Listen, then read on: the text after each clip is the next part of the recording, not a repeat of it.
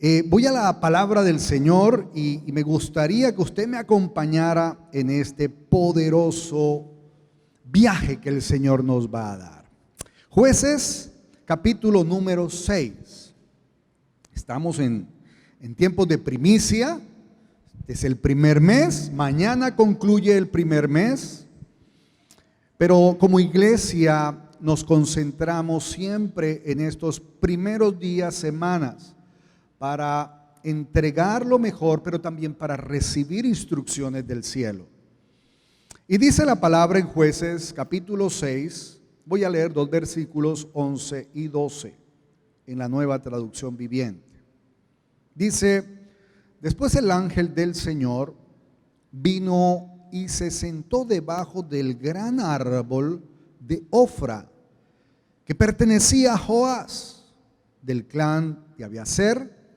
Y dice que Gedeón, hijo de Joás, propietario de este hermoso árbol, estaba trillando trigo en el fondo de un lagar para esconder el grano, escuche bien, de los madianitas. Versículo 12 dice: entonces el ángel del Señor se le apareció y le dijo: guerrero valiente, el Señor está contigo. Título de este mensaje, y Dios quiere decirte en el día de hoy: el Señor está contigo. Oremos. Padre, agradecido estamos con nuestra vida. Hoy presento a esta tu casa, tu iglesia. Cada uno de nosotros venimos con el ánimo de honrarte y de bendecirte, pero también para que tú hables a nuestro corazón. Yo te pido por aquel que tiene una necesidad, por aquel que está afligido, confundido y desea una respuesta de parte tuya. Mira a la mami, mira al padre, mira al hijo, mira nuestras necesidades. Hoy las presentamos delante de ti, pero sabemos que solo tú tienes palabras de vida eterna. Por eso abrimos nuestra mente y corazón y te pido: usa esta vasija de barro, tal vez imperfecta, pero en tus manos alcanza una perfección en este tiempo.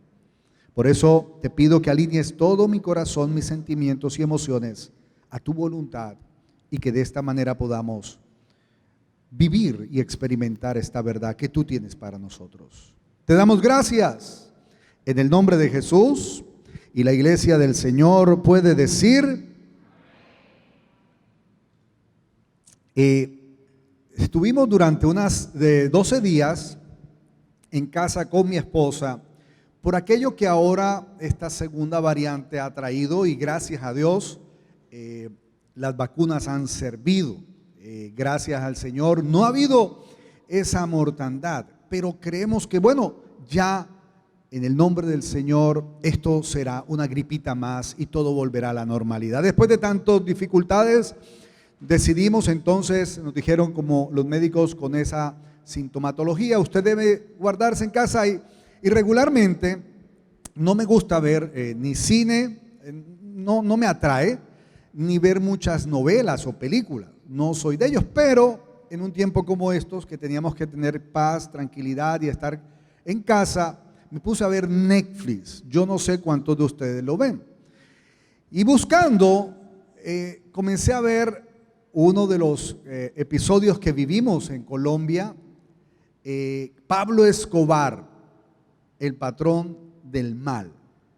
Y comencé a ver esta serie. Déjeme decirle, esto es algo que uno no sé, pero una cosa es ver una película, pero otra cosa es que todavía no encuentres el fin y te lleven poco a poco. Más de 40 y pico llevo ya de capítulos, y todavía ahí está uno como pegado.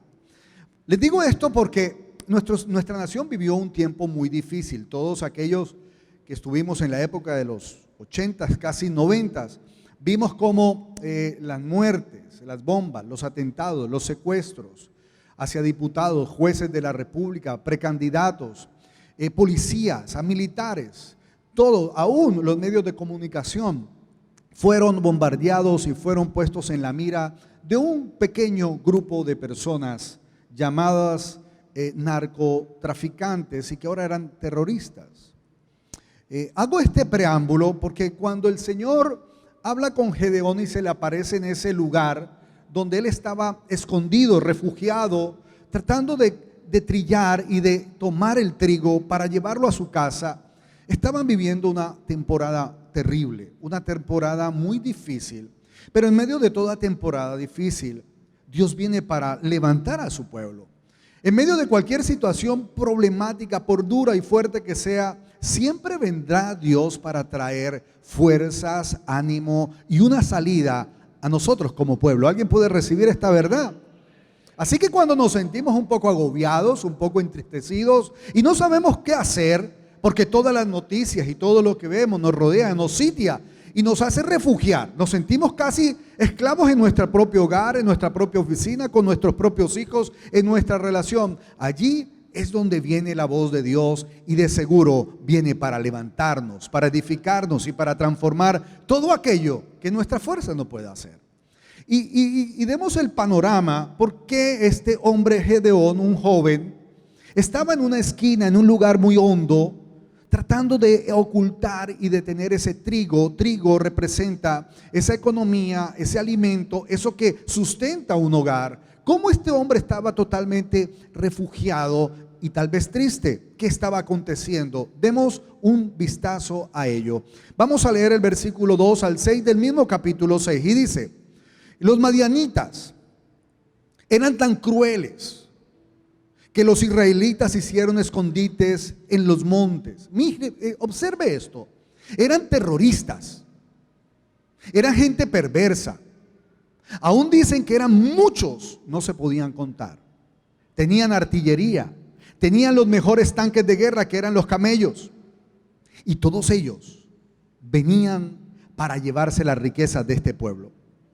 No solo los hacían esconder en las cuevas, en los montes, también en las cuevas y en lugares fortificados. Ellos tenían que esconderse, le temían a los madianitas. Cada vez que los israelitas sembraban los cultivos, escuche bien, cada vez que ellos iban, araban la tierra y echaban su grano, y cuando ya esto estaba, venían los saqueadores de Madián y de Melec y los pueblos del oriente y atacaban a Israel.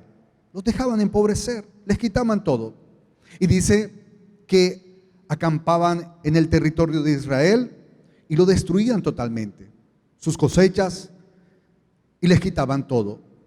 Dice también que se llevaban todas las ovejas, las cabras, los ganados, los burros, y dejaban a Israel sin nada que comer. Por favor, métase en ese momento, en esa película, donde no dejaban prosperar al pueblo, donde los madianitas, por ser más fuertes, por tener armas, por tener una infraestructura, digámoslo así, de armamento y terrorífica, llegaba ante un pueblo débil y simplemente los dejaban arrasados con todo, se llevaban todo.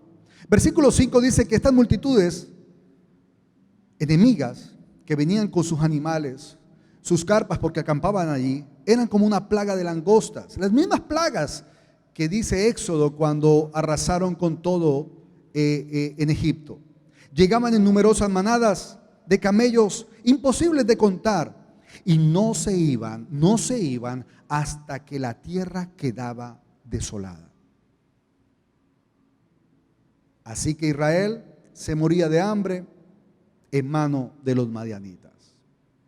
Cuando uno lee un momento como estos, se da cuenta que el hombre es débil, que siempre hay personas más fuertes, que a veces no podemos controlar todo lo que planeamos, y a veces lo que planeamos realmente, por mejor que lo hagamos, no tenemos la última palabra. El enemigo anda como león rugiente buscando a quien devorar, dice la Biblia. Hoy más que nunca estamos viendo sucesos, episodios en nuestra vida donde el temor, de pronto la economía un poco baja, asusta a todos aquellos que estamos en un territorio y en un mundo, porque es a nivel general. Pero es allí donde Dios habla a Gedeón. Es allí donde Dios se presenta delante de un joven y le dice: no temas, yo estoy contigo. Y tal vez tenemos que entender que en momentos difíciles es cuando Dios llega para decirnos esa palabra. Y hoy quiero llevarte a esas cosas que posiblemente Gedeón tenía en su corazón. Y al ver que la situación era tan difícil y cruel a su alrededor, venir para que el ángel de Dios, el mismo Dios, dijera: yo estoy contigo, no era algo coherente. No era algo fácil de entender cuando Él te dice: yo te voy a bendecir, pero tú miras a tu alrededor y dices: pero ¿cómo va a pasar esto? Gedeón estaba totalmente preocupado. Gedeón miraba a su alrededor y no tenía la suficiente fe para saber que Dios lo iba a hacer en él y a través de él. El versículo 13, Gedeón abre su corazón a Dios y le dice: Señor, respondiendo Gedeón, si el Señor está con nosotros, ¿por qué nos sucede todo esto? No sé si usted le ha preguntado, ¿por qué están pasando estas cosas allá afuera y aquí adentro?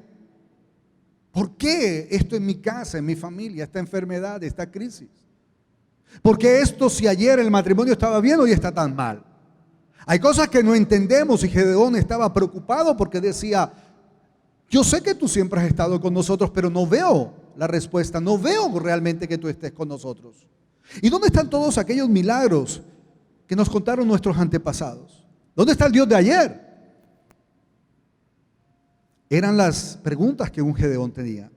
¿Acaso ellos no dijeron: el Señor nos sacó de Egipto? Pero ahora, Señor, nos has entregado en manos de los madianitas. Señor, tú mismo nos metiste ahora en este problema. Y creo que para iniciar esta enseñanza, hay algo que Dios quiere darle a Gedeón y a nosotros como iglesia, que hay un principio a todas nuestras preguntas, a todas nuestras incertidumbres. ¿Por qué pasan todas estas cosas? Y el Señor, en el versículo 1 del mismo capítulo, abre este capítulo diciéndole: los israelitas, ustedes hicieron lo malo ante los ojos del Señor. Si hay una respuesta a todas las preguntas que tenemos, es una: ustedes me han dado la espalda. Ustedes se han alejado de mí. Ustedes han hecho lo incorrecto. Dejé de ser el primero para ser el postrero. El pueblo vivía en idolatría.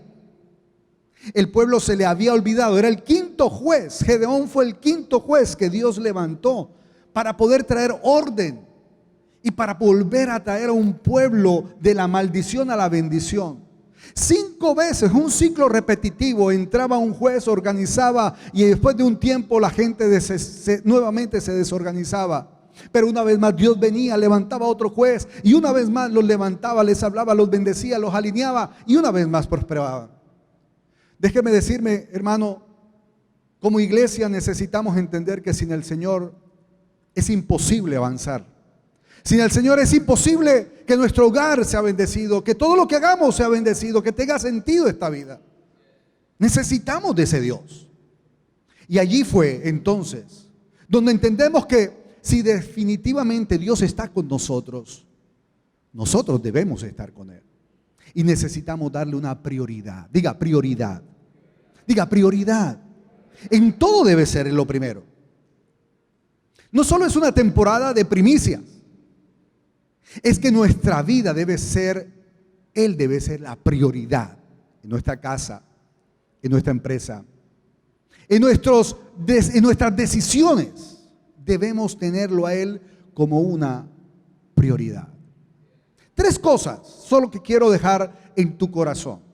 3 cosas que el Señor habla y el Señor indica a Gedeón para que todo aquello que estaba viendo se reorganizara y se alineara. Para que todo aquello que tal vez no tenía un principio ni un fin, un desorden ni un caos, se volviera en el momento y en la oportunidad de ver la poderosa mano de Dios actuar. Lo primero que Dios habla al corazón de Gedeón para que podamos alinear nuestra mente, nuestro corazón a Él y ponerlo en primer lugar, porque si está en primer lugar, entonces Él estará con nosotros. Le dice, versículo 6, así que Israel se moría de hambre en manos de los madianitas, esto lo sabíamos. Pero entonces los israelitas clamaron al Señor por ayuda.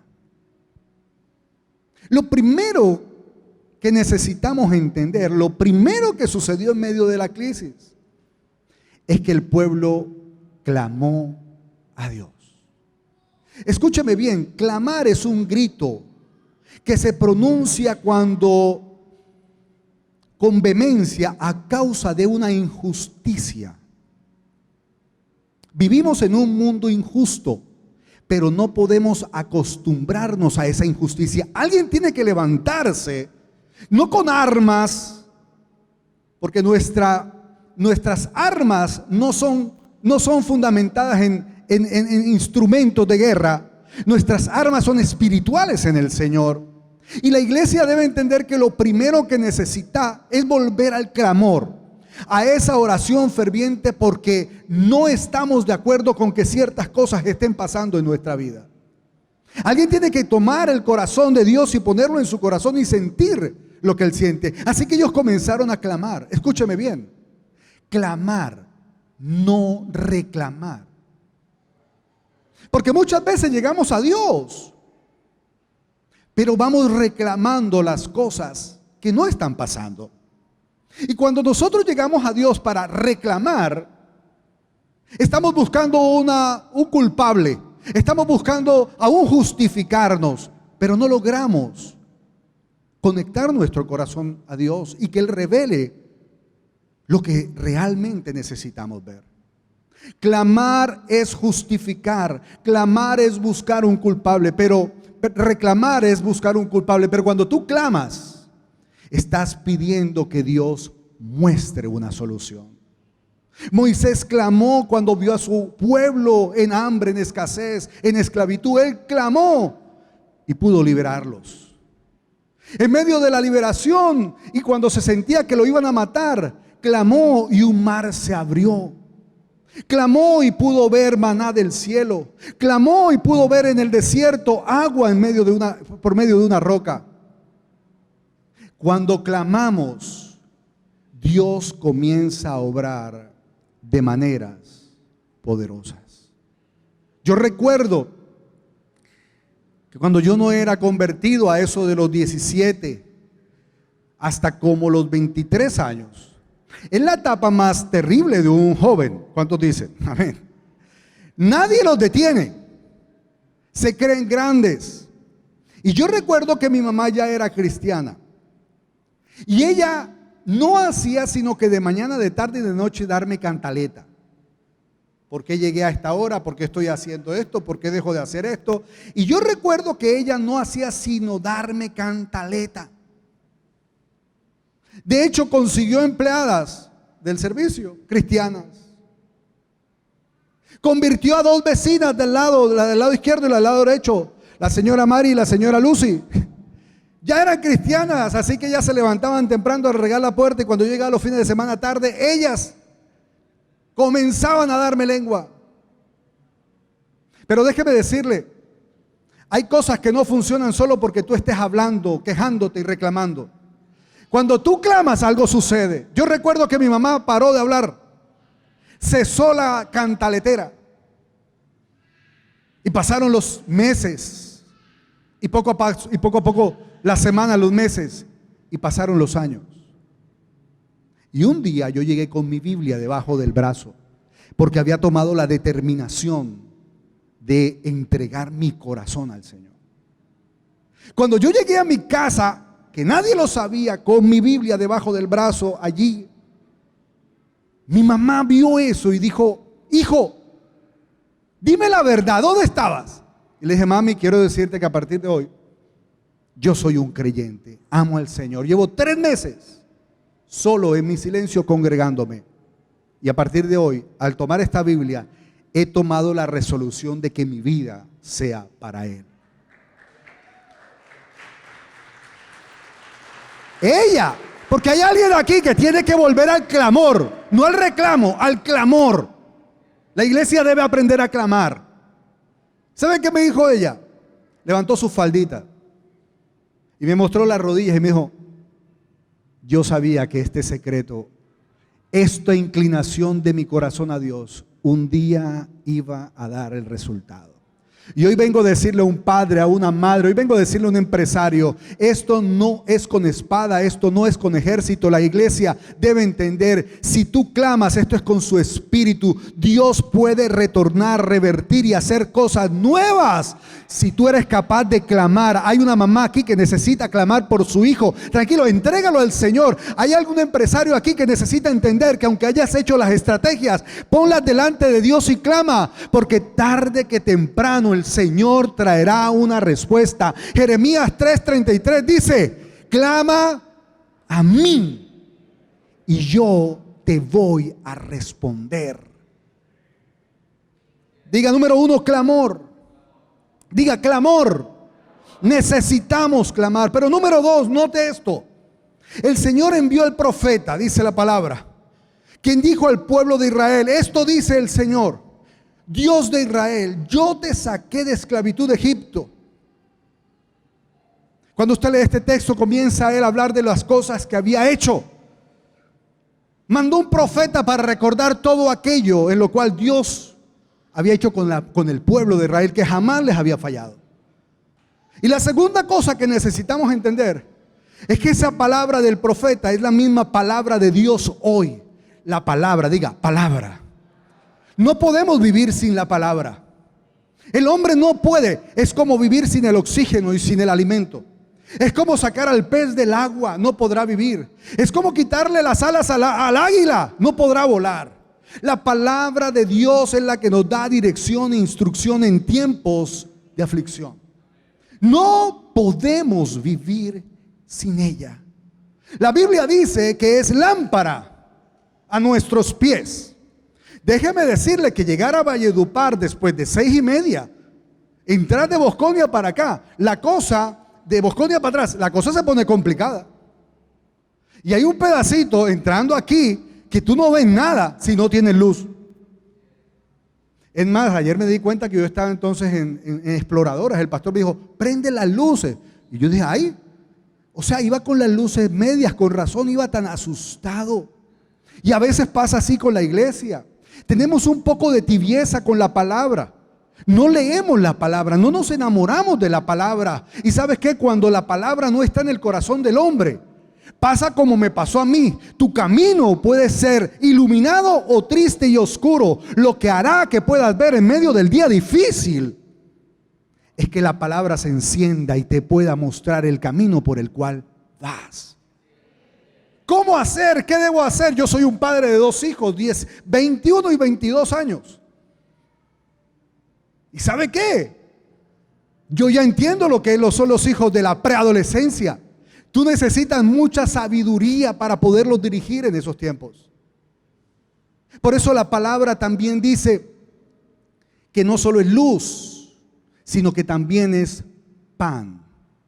Pero no el que perece. La Biblia dice, no solo de pan, no solo del trabajo, no solo de una buena economía, no solo de una buena vocación que tengas. No. A veces la gente tiene todo y se siente no tener nada. Pero cuando tú tienes la palabra de Dios en tu corazón, puede que no tengas nada, pero lo tienes todo. ¿Sabe por qué? Porque la palabra es el pan verdadero de vida que da esperanza, que da propósito, que da aliento. Y en medio de todo este tiempo, Gedeón necesitaba experimentar con esa palabra. ¿Sabe qué hace la palabra? Pone nuestros pensamientos en orden. Dígame si a veces no dan ganas de coger a un peladito que tiene 20 años o 19 años y cree que es grandote. ¿Cierto que dan ganas como de... O que usted invierta en un negocio y ponga todo el capital y haya un sinvergüenza que te lo esté quitando? ¿Cómo dan ganas? Claro que a veces dan ganas de hacer cosas que uno humanamente, como naturaleza, dan ganas de corregirlas. Pero cuando la palabra está en el corazón, Dios te da una sabiduría única para salir de cualquier situación. Coge tus pensamientos y los pone en orden. Mira lo que pensaba Gedeón, mira lo que dice la palabra, acá, versículos 14 y 15. Hablando que la palabra aún nos ayuda a alcanzar un buen entendimiento, nos levanta, cambia nuestras vidas por completo. Dice, y mirándole Jehová le dijo a Gedeón, ve con estas tus fuerzas. Imagínense decirle a Gedeón, con tus fuerzas, coger a todo ese ejército y derrumbarlo. Y salvarás a Israel de manos de los madianitas. Y dice, ¿no te envío yo, Gedeón? A lo que entonces respondió, Señor mío, ¿con qué salvaré yo a Israel? ¿Con qué voy a hacer guerra ante esta gente tan poderosa? He aquí que mi familia es pobre en Manasés. Y no solo eso, yo soy el menor de la casa de todos mis padres. Yo soy el más pequeño, el más pobre, el más insignificante. Y tú vienes a decirme a mí lo que debo hacer. Permíteme, si usted lee el capítulo completo se va a dar cuenta que Dios prometió lo que cumplió en él. Porque cambió sus pensamientos de tristeza a alegría, de derrota a vencedor, a victorioso, de desánimo a ánimo. Cuando tú vas a la palabra transforma tu ser para poder avanzar en este proceso o en este tiempo. Con nosotros, con mi mente y corazón no lo podré hacer. Pero basta una palabra, diga, basta una palabra. Una palabra lo cambia todo. Una palabra nos renueva y nos hace transformar delante de Él. Por eso Santiago dijo, pero sed hacedores, Santiago 1:22, pero sed hacedores de la palabra y no tan solo oidores, engañando a vosotros mismos. Podemos escuchar la palabra, podemos leer la palabra, pero si hay algo que activa la palabra en ti es hacer la palabra, ponerla en acción, modo go. Por eso el Señor le dijo, ve con estas tus fuerzas. Camina con esta palabra que te he dado, porque yo te voy a ayudar. En medio de este 2022, si hay un secreto para poder avanzar, si hay un secreto para que tú veas que Dios está contigo, es que comiences a obedecer la palabra. Hay alguien que puede decir, obedecer su palabra. La obediencia traerá y abrirá esa bendición que estás esperando. Número 1, la iglesia debe aprender nuevamente a ¿qué? Clamar. Y número 2, su palabra. Necesitamos vertir nuestro corazón en su palabra. Por último, la tercera cosa está en el versículo 16 al 18. Y Jehová dijo, ciertamente yo estaré contigo. Ciertamente yo voy a estar delante de ti. Ciertamente, si te vuelves a mí, me pones en el primer lugar, yo estaré contigo. Ciertamente, si sabes clamar, yo voy a estar contigo. Ciertamente, si mi palabra está en tu corazón, yo voy a estar contigo. Pero nota esto: y derramarás y derrotarás a los madianitas como un solo hombre. Y él respondió, yo te ruego, Señor, que si yo he hallado gracia delante de ti, me des una señal. Te ruego, Señor, que no te vayas de aquí hasta que yo vuelva a ti y saque mi ofrenda y la ponga delante de ti. El Señor le dijo, no te preocupes, yo esperaré hasta que tú regreses. Clamor, palabra y la tercera cosa, honra. Honra, diga honra. La honra es un acto donde se mezclan muchas cosas. El amor, la obediencia, la sujeción, la rendición. Cuando la Biblia habla de honra, está mezclando una serie de valores que son interesantes. La Biblia dice que los jóvenes deben honrar a sus padres. Esa palabra a veces no se entiende, pero con todo lo que tú hagas, con tus actitudes y tus acciones, demuestras si honras o no a papi y a mami. Y la honra de Gedeón hacia el Señor era: voy a preparar una ofrenda. En la antigüedad, preparar, matar un becerro, preparar sus carnes, sacar la leche, hacer un caldo, llevarlo delante del altar, era un símbolo de honra y rendición, amor y respeto hacia el Señor. Él estará con nosotros si nosotros lo honramos a Él en todo lo que hagamos. Tengo una hija, Valerie. Es la niña que yo siento honra nuestras vidas de una manera súper especial. Valerie, si su mami siente temor y dice: no quiero que salgas, Valerie se quita su ropa, se quita su peinado y no va. No pone cara, sino que el acto de no ir, siente que si su mami o su papi se sienten bien, ella, porque se sientan bien, hace lo que sea. Si de pronto Valerie queremos salir y queremos que ella vaya con nosotros, pero ella está estudiando o tiene sueño, Valerie procura entonces de reorganizar su agenda para darle prioridad a lo que el padre y la mami quieren, porque siente que si sus padres están bien, todo va a estar bien. Valerie ha cedido muchas de sus maneras de ser o de pensar y de actuar por satisfacer u honrar la vida de sus padres. No he visto una niña que pueda hacer tales cosas como Valerie. Y eso se llama honra. Mi corazón se llena de alegría cuando yo noto, de hecho estoy diciendo: Señor, ya, que ella pueda tomar decisiones por sí misma y que ella misma pueda avanzar. Pero su honra es sobrenatural para nosotros. Gedeón preparó el cabrito, mató el cabrito, preparó todo y lo trajo delante de Dios.